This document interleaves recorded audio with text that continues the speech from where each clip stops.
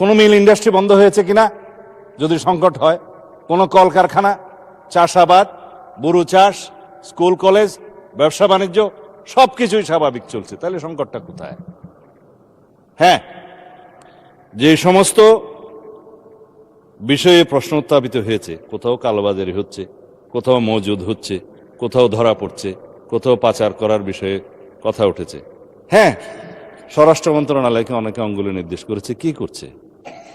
এগুলো যে find out করলো, এগুলো তো স্বরাষ্ট্র মন্ত্রণালয়ই করেছে। এটা র্যাব করুক, পুলিশ করুক, অন্য বাহিনী করুক, বিজিবি করুক, স্বরাষ্ট্র মন্ত্রণালয়ই তো করেছে। পুলিশের কাজ তো আর জ্বালানি মন্ত্রণালয় করতে পারে না। কিন্তু যেখান থেকে এগুলো উদ্ধার করা হয়েছে, এ সমস্ত মজুদকারী বা কালোবাজারি অথবা অনলাইনে তেল কালোবাজারের যে চক্র, এ বিষয়ে যদি কথা বলতে চাই, একটা ভালো অ্যাটমসফিয়ার বজায় রাখার জন্য আমরা কেউ কোনো রাজনৈতিক দলের কথা বলবো না। কারণ কালোবাজারির পরিচয় কালোবাজারি, দুষ্কৃতিকারীর পরিচয় দুষ্কৃতিকারী।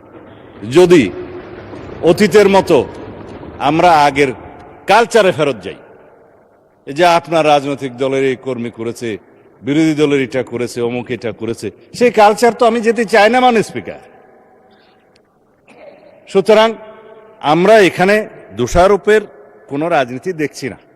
ধন্যবাদ জানাই মাননীয় বিরোধী দলের নেতাকে যে আপনি আলাপ আলোচনা করতে চেয়েছেন, সরকারি দল বিরোধী দল মিলে যদি কোনো রকমের সংকট হয়, এবং সেই ক্ষেত্রে জাতীয় ভিত্তিতে, জাতীয় ইস্যুতে সবসময় আমরা এক থাকব।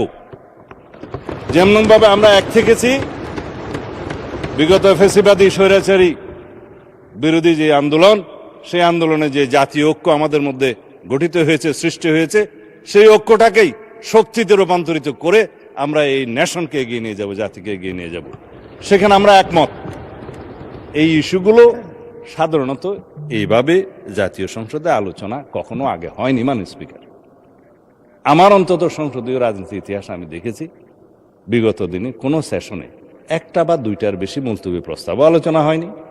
68 বিধিতে খুব রেয়ার আলোচনা হয়েছে। কিন্তু আমরা এই জাতীয় সংসদের আলোচনাকে অর্থবহ করতে চাই। এই আলোচনাটাকে শুধুমাত্র আলোচনায় টকড আউট করে দিতে চাই না। এখান থেকে যদি কোনো সলিউশন বেরিয়ে আসে, সেটা আমরা গ্রহণ করব এবং মন্ত্রণালয়ের সেটা আমরা এক্সিকিউট করব। মাননীয় প্রধানমন্ত্রীর কাছে আমরা নির্দেশনা চাইব, সেটা আমরা বাস্তবায়ন করব।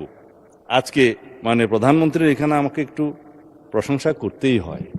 উনি প্রশংসা পছন্দ করেন না, তারপরেও করতে হয়। তিনি যদি দিক নির্দেশনা না দিতেন, আইন শৃঙ্খলা বাহিনী সহ এবং স্থানীয় পর্যায়ের, জেলা পর্যায়ের ডিসি, এসপি এবং যারা পেট্রোলিয়াম সেক্টরে কাজ করে তারা সহ যদি মাঠ পর্যায়ে সবাই তদারকি না করত, তাহলে বড় ধরনের বিশৃঙ্খলা হতে পারত। প্রত্যেকটা পেট্রোল পাম্পে, প্রত্যেকটা ডিপোতে ডেইলি ভিত্তিতে রুটিন করে সেখানে তদারকি করা হয়েছে, সেখানে সমস্ত ডাটা সংরক্ষণ করা হয়েছে এবং সকাল বিকাল সেখানে মনিটরিং করা হয়েছে কোন রকম অনিয়ম হচ্ছে কিনা। তারপরেও কিছু কিছু অনিয়ম হয়েছে, কারণ যেখানে দ্রব্যমূল্য কম থাকে সেই দ্রব্যটা মজুত করার, পাচার করার এবং অপচয় করার একটা প্রবণতা, এটা হিউম্যান বিইং এর মধ্যে থাকে। এবং যেগুলো বর্ডার লাইন এরিয়া, ওখানে আপনি দেখবেন একটা ডিম মানে আন্ডাও এই পার থেকে ও পারে যায়। সেটা আমার চাকরি জীবনের অভিজ্ঞতা।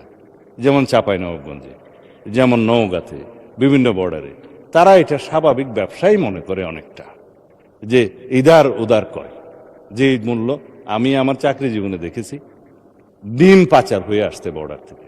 এখানে ডিমের চাহিদা, যখন ডিসি সাহেব এটা বন্ধ করলেন তখন স্ট্রাইক করে দিল মানুষ, বললে যে এটা তো আমাদের দৈনন্দিন জীবনের চাহিদা মিঠায়। তখন টেকনিক্যালি সেটা অ্যাভয়েড করা গেল। এগুলো আমি ইন্সপায়ার করছি না, এটা স্বাভাবিকভাবে যে দেশের যে বর্ডার এরিয়াতে যা কিছু দ্রব্যমূল্য কম থাকে সেটা পাচার হয়ে যাওয়ার একটা টেন্ডেন্সি থাকে। কিন্তু আমরা সাকসেসফুলি দুই একটি এক্সেপশনাল ঘটনা বাদে আমাদের জ্বালানি, তেল বা অন্য কোনো কিছু পেট্রোলিয়াম জিনিস বা সিলিন্ডার কোনো কিছু পাচার হতে দেই নেই সাকসেসফুলি। অবশ্য স্বরাষ্ট্র মন্ত্রণালয়ের কৃতিত্ব কোনো সরকারের সময় কেউ স্বীকার করে না, কারণ যত দোষ নন্দ ঘোষ। এখানেও তাই হয়েছে, যা কিছুই হবে স্বরাষ্ট্র মন্ত্রণালয় কি করে। স্বরাষ্ট্র মন্ত্রণালয় যেই উত্তরাধিকার সূত্রে যা পেয়েছে সেটা আপনারা জানেন। আমরা আইন শৃঙ্খলা পরিস্থিতি আল্লাহর রহমতে সমুন্নত রাখতে সক্ষম হয়েছে এই পর্যন্ত। যেই ইনফ্রাস্ট্রাকচার, যেই জনবল এবং যেই পুলিশ কাঠামো এবং যে আইন শৃঙ্খলা বাহিনীকে নিয়ে আমরা যাত্রা শুরু করেছি, সেই অবস্থায় এর চাইতে বেশি কিছু কি আপনারা আশা করতে পারতেন?